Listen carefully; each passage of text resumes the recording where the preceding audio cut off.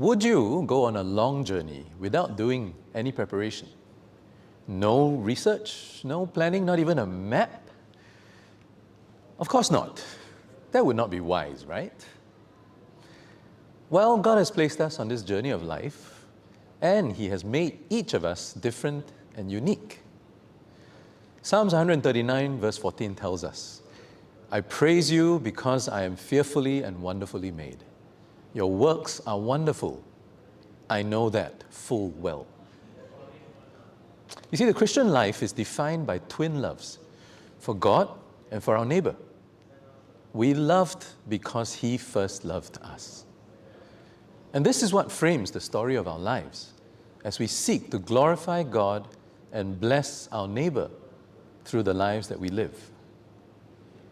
It is into this life that God has called us, according to His purpose, for each of us. And this is where we learn to discern our calling and purpose. In other words, what am I supposed to do with my life? Well, there are three parts to the call. The first is the general call to salvation. And this is a call for each of us to become a disciple of Christ, to know and to love God, and then to love and to serve others. And this is the why of our lives. And we will all hear and receive this call differently. Some receive it as teenagers, others in midlife, and still others when they are seniors. But the call is the same. It is a call to God. And second, it is a specific call to live our lives a certain way, using our unique gifts and talents and passions, all of who we are, to fulfill the mission that God has given us. And this is the what of our calling. You see, discerning who we are, our talents, our gifts and passions, is a lifelong process that we grow into as we walk with the Lord. Colossians 3:23, verse 24 reminds us, whatever you do, work at it with all your heart as working for the Lord, not for human masters, since you know that you will receive an inheritance from the Lord as a reward. It is the Lord Christ you are serving. And this applies through our various seasons of work, whether paid or unpaid, formal or casual work, and whether it is recognized or not.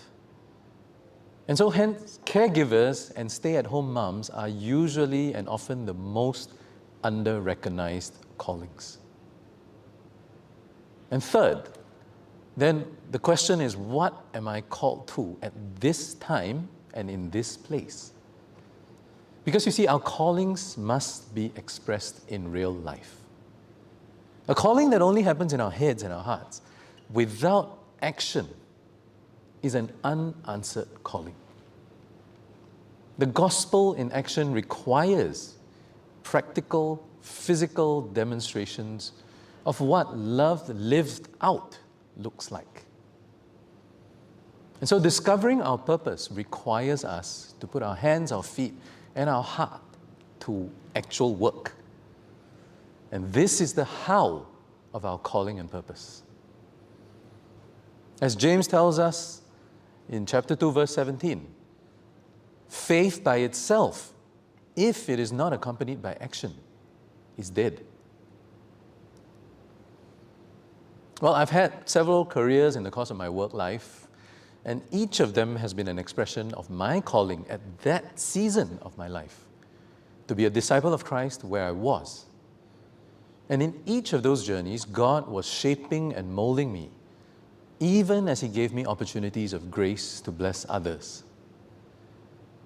And in the course of that, I have also been privileged to have been journeying with friends and young people as they discern and discover their God-given callings. And a friend once said this to me. She said, your calling is to help others discern theirs. And I truly count it such a blessing and privilege to be called to do this, to build the kingdom. I want us to just take a few moments to reflect on your own calling, and using this very simple framework of ABC.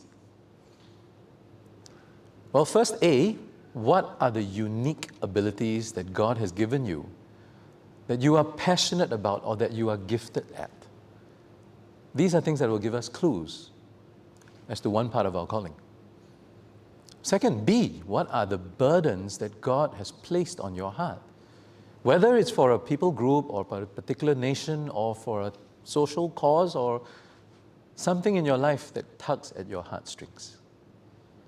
And finally, C, what are the critical moments in your life where God has shown you something that has changed your trajectory? And these are just simple indicators of what your calling and purpose might look like if you use this framework, A, B, C. In closing, our callings are expressions of our life in Christ.